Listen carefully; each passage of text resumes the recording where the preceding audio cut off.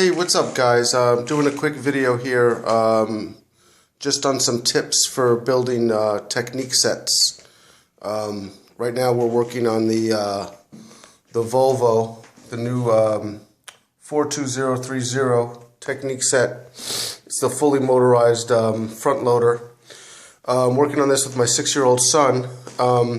We split the job up basically into half-hour segments where he's the parts guy. He hands me the parts, I do the assembly, and then we switch off, and then we check each other's work. We do quality control checks. I just wanted to show you that what we did was we basically laid out the pieces that came in the box to make the building a little bit easier.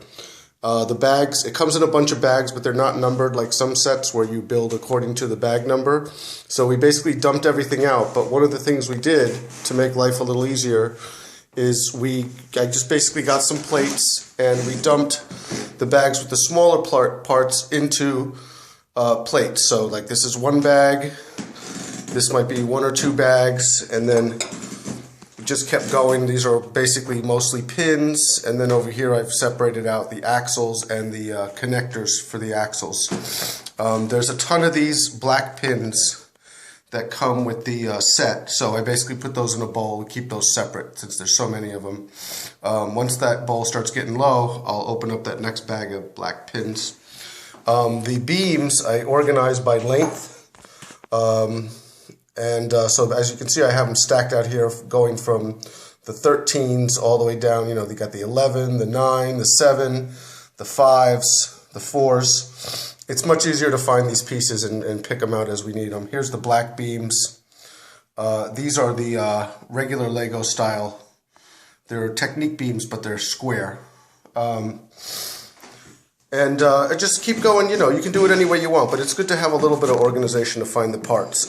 So for example, I got all the gears here, and then over here I didn't really worry too much about organizing that stuff. We basically just dumped that out in the middle.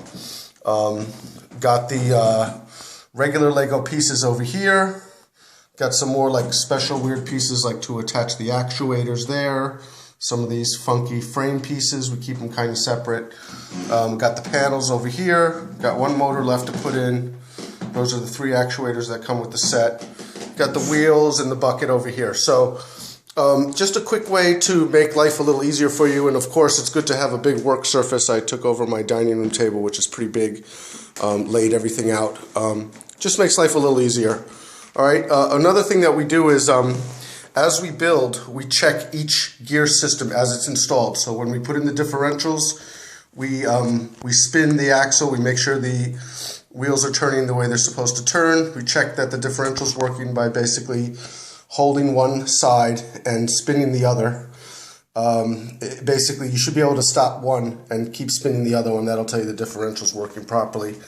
What I also do is I hook up each motor to a battery box before we install it, just to make sure it's working, even though the Lego quality control is very good.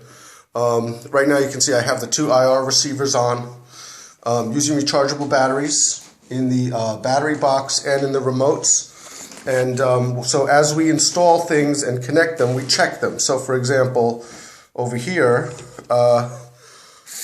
you can see that's the drive, and that works really well. That's this switch. Everything looks good and turns smoothly.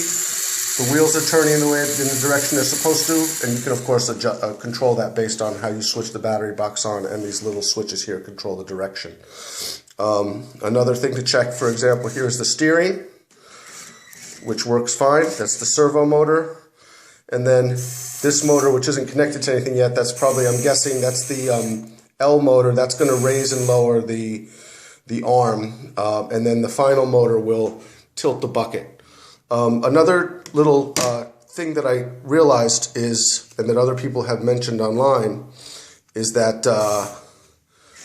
the steering is kind of all or none. So it's either completely left, completely right, and some people aren't crazy about that. I actually have a remote from the train here, which is has different levels of power, and as you turn this wheel, you can actually control the steering in increments, you see? So you can Okay, so that might give you more realistic steering. If you happen to have a train remote, or if you're willing to buy a train remote, that'll give you smoother steering, as well as you could also use it for the, I don't have it connected right now, but you could also use it to control the drive motor, to control the speed. Because right now with these remotes, it's either on or off. So that's basically it. Hope you guys have a great time building your Lego sets. Take care.